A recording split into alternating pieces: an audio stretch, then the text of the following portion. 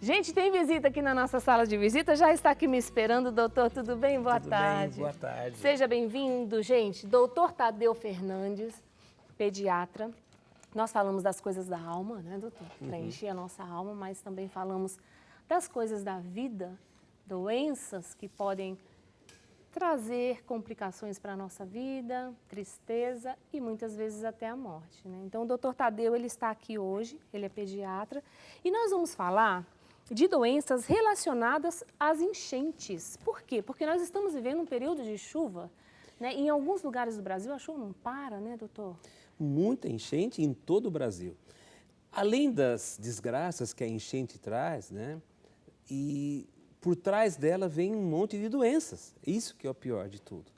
E aí que precisa ficar alerta, não só para a perda material que você vai ter como enchente, Sim. mas com as doenças que ela pode trazer. Vamos fazer o seguinte, a gente preparou uma tela com essas doenças, porque eu sempre falo que quando você vê, você memoriza melhor. Então, dá uma olhadinha aí nessa tela.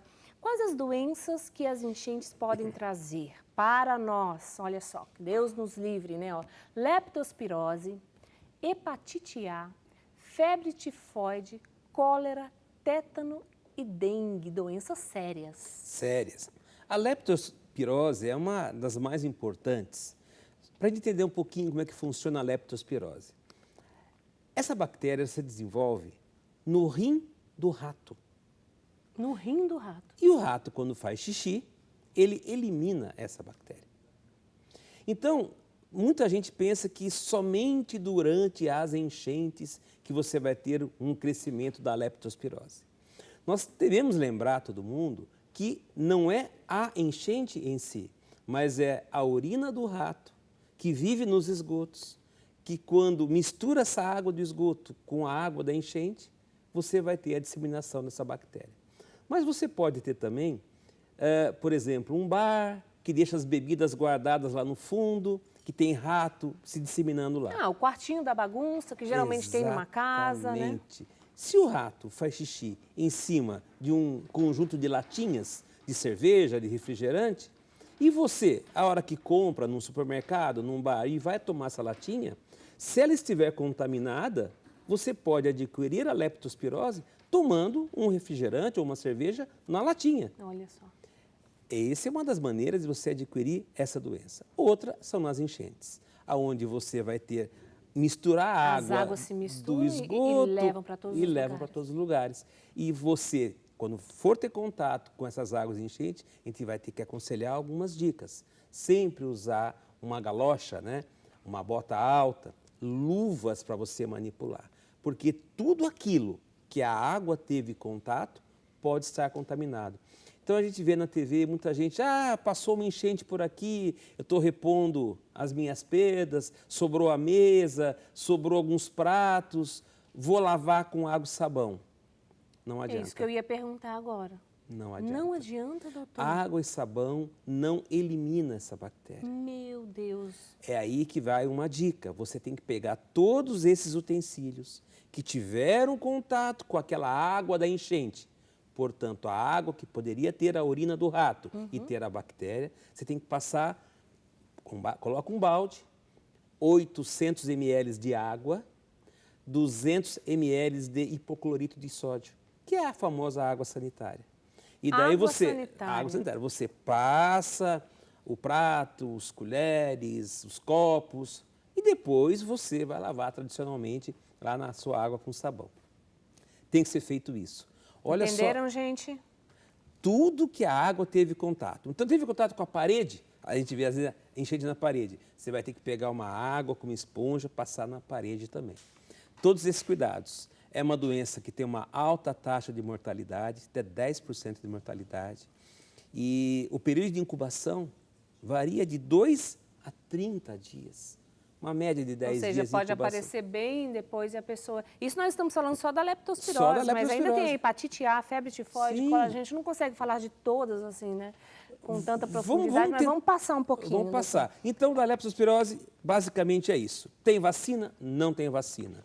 A principal coisa é a prevenção, principalmente nesses quadros de enchente. E desses quadros que eu falei, quando você vai tomar uma latinha, algum refrigerante na garrafa, lave bem antes, porque pode estar contaminado. Certo. Vamos falar de uma doença muito frequente nessa época de chuva. Janeiro, fevereiro, março, época de chuva, época de verão, época de praia, época de hepatite A.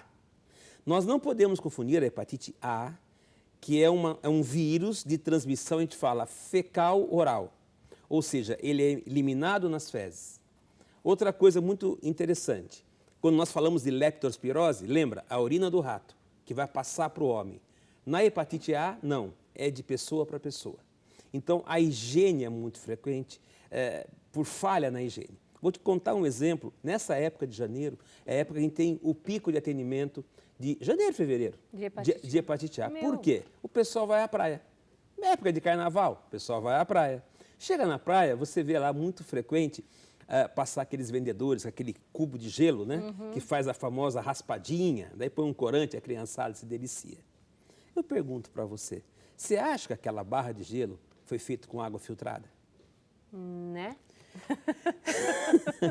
Então, essa água não filtrada, se ela foi pega de um cano aonde está contaminado pela hepatite A, vai passar a hepatite A para todo mundo.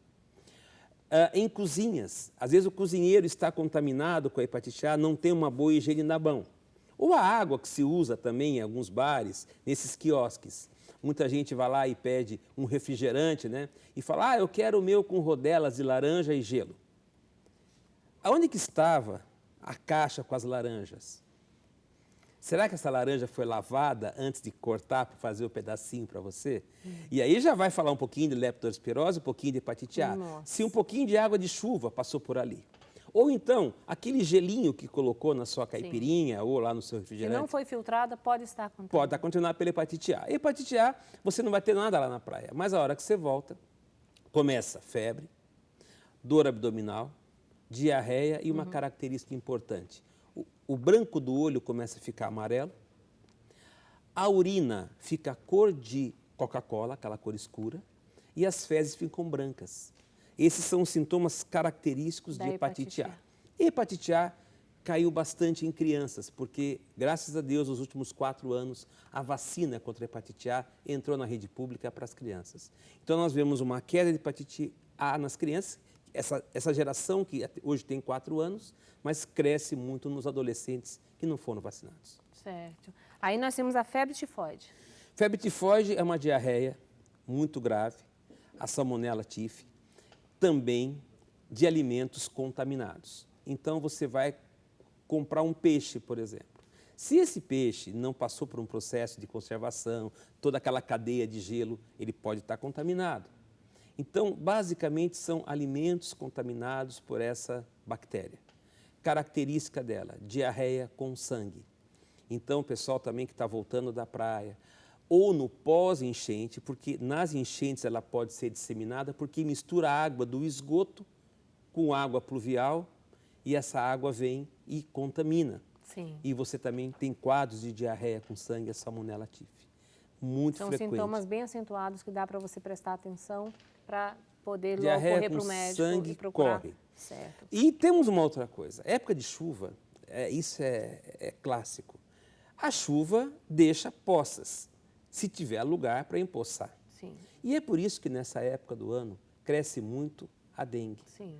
Nós falamos ontem aqui, né, sobre a dengue. Você vê. Olha, hoje o pessoal, noticiário, fala de coronavírus lá na China, que matou 356, a última notícia que eu tive.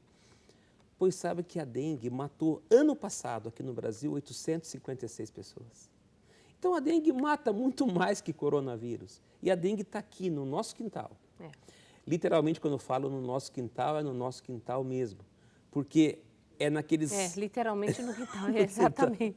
É naqueles vasinhos, né? Naqueles pratinhos dos vasos que acumula água, naqueles pneus abandonados lá no fundo do quintal. Eu atendi ontem um paciente com dengue. Ele falou, mas doutor, na minha casa o quintal é tudo de cimento, eu não deixo acumular nada. É impossível. Mas e o do vizinho? Então, é bom que você saiba que o raio de voo, a gente fala a autonomia de voo do mosquito, são 100 metros. Então, se você mora na casa número 500, o número 600 e o número 400 é o ângulo de ação do Aedes. Então, Olha quer aí. dizer, 100 metros depois de um lado ou do outro, ou na frente, esse mosquito pode estar se proliferando. Por isso que é uma coisa comunitária, onde todos têm que Tem que trabalhar cuidar. contra a dengue, não tendo essa água parada. Cólera e tétano também. Cólera, graças a Deus, cólera desde 2006, nós não temos mais no Brasil casos aqui autóctones, ou seja, casos do Brasil. A cólera é muito frequente pela mistura de água de esgoto de água pluvial. Mas o cólera, graças a Deus, no Brasil, desde 2006, nós não temos. Então, que continue O assim. que causa a cólera? Mata, diarreia aguda, que mata por desidratação. Naquelas épocas dos anos 2000, nós tínhamos muitos casos de cólera, foi o soro oral que salva vidas. Aproveitando, para todas essas doenças que eu te falei, para todas elas, leptospirose, hepatite A, que elas correm com febre, que elas correm a salmonela tífia, febre tifoide, com diarreia, hidratação é fundamental. E a grande dica é o seguinte, a água pura não hidrata. Quando Opa, vamos voltar aqui, doutor. Quer ver um exemplo? Quer ver um exemplo? Quando você vai fazer uma atividade física, uma corrida, correu, transpirou, acabou, você está com sede, você começa a tomar água, hidrata. Não mata a sede. Porque quando você transpira, ou por exercício físico, ou por febre, e a febre você perde água no estado vapor, ou por diarreia, ou por vômito, você está perdendo água salgada. Veja o gosto do seu suor. É salgado, é água com sais. E se você ficar repondo só água, em vez de você melhorar, você piora a desidratação. Você dilui mais. Então, o grande segredo, e na época da cólera nós aprendemos muito, salva a vida, é o soro oral, que é fácil de fazer. Ensina para nós. Um copo americano de água. Todo mundo sabe o que é a medida de um copo americano, hein, abençoado? Olha lá. Uma pitada de sal. Pitada de sal. E 3 de açúcar. E 3 pitadas de açúcar. Acabou. Pronto. Uma pitada de sal, 3 pitadas de açúcar, um copo americano. De água. Põe na geladeira, tapa com pires e vai tomando, livre demanda. E você vai hidratando, você vai recuperando. Muitas mães fazem essa pergunta. Doutor, meu filho está com febre. Agora, 3 horas da tarde, eu dei o antitérmico. E o médico falou que o antitérmico é a cada 4 horas, a cada 6 horas. Já passei por isso, mãe. Daqui 2 horas a febre volta. Tá lá. Eu falei, agora, eu faço o quê? E a mãe fala para o doutor, doutor, eu posso dar o antitérmico de novo? Resposta, não. Não. Você pode ter uma intoxicação pelo antitérmico. Aí a gente muda o remédio. Exato. É isso que eu fazia. Olha aí, ó. Errava. Por quê? Eu sempre faço essa pergunta para as mães, para a mãe pensar. Se o seu carro, aquela temperatura começa a aumentar, você para o carro, você fala assim, meu carro está esquentando demais. O que você faz para o carro esfriar? Põe água no radiador. E o carro esfria. A criança, a mesma coisa. Se ela está tendo febre, ela está perdendo água no estado vapor. Faz o sorinho caseiro. Faz o sorinho e repõe. Isso já abaixa a febre. Então, a desidratação da febre também. Então, não adianta ficar dando antitérmico.